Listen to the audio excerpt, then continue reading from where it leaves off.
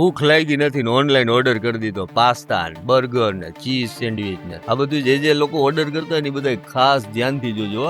તમે non vegetarian હોય તો વાંધો જ નથી, તમારું નરકમાં સ્થાન નક્કી જ છે. પણ જે લોકો ખરેખર વેજીટેરિયન છે ને પાપ પુણ્યમાં માને છે એને હું સમજવાનું, કેમ કે તેઓ માને જ છે કે નોનવેજ ખાવ તો નરકમાં જ જાય. પણ આજકાલ જમાનો એવો આવી ગયો કે જે ખરેખર નોનવેજ નથી ખાતા ને એને નરકમાં ધકેલવાના ધંધા થઈ રહ્યા, એટલે કે ધર્મ ભ્રષ્ટ કરવાના ધંધા થઈ રહ્યા. પરેશ ચુડાસમા નામના આ વ્યક્તિ છે ને એ દેખાવે જ ખૂબ જ ધાર્મિક લાગે છે, પણ એનો ધર્મ ભ્રષ્ટ થઈ જાય ને એવું એક કારસ્તાન હોટલે કર્યું છે. પરેશભાઈ ચુડાસમાના પરિવારે ઝોમેટો મારફતે વેજીટેબલ પાસ્તાનો ઓર્ડર કર્યો, અને આ ઓર્ડર ક્યાં કર્યો ખબર છે? જામનગરની દિગ્જામ સર્કલ છે ને ત્યાં એક ફેમસ હોટલ આવેલી છે લેમન ટ્રી, એમાં ઓર્ડર કર્યો. પણ આ લીંબુના ઝાડ નામની હોટલે વેજ પાસ્તાની બદલે ઠપકારી દીધા નોન વેજ પાસ્તા, અને ગ્રાહકે જેવું જ પાર્સલ ખોલ્યું ને ત્યાં તો એની પ્લેટમાં પડ્યા ભાઈ મટનના ટુકડાઓ. પછી તો આ ગ્રાહક છે ને ક્રોધે ભરાઈને તુરંત તેને ફોન કર્યો, પણ હોટલ વાળાએ કોઈ જવાબ આપ્યો નહીં. ત્યારબાદ મીડિયા કર્મીઓની મદદથી જામનગરની આ ફેમસ હોટલનું કારસ્તાન સૌ કોઈની સામે લાવ્યા, જેમાં તેઓએ બિલ પણ બતાવ્યું કે તેઓએ વેજ પાસ્તાનો ઓર્ડર કર્યો હતો, પણ તેમને નોનવેજ પાસ્તા ઠપકારી તેમનો ધર્મ ભ્રષ્ટ થઈ જાય ને તેવું કારસ્તાન લેમન ટ્રી હોટલે કર્યું છે.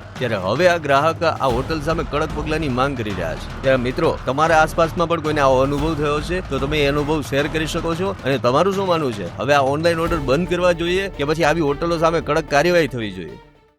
અમારી તમામ માહિતીથી અપડેટેડ રહેવા માટે જોડાયેલા રહો ત્રિશુલ ન્યૂઝ સાથે.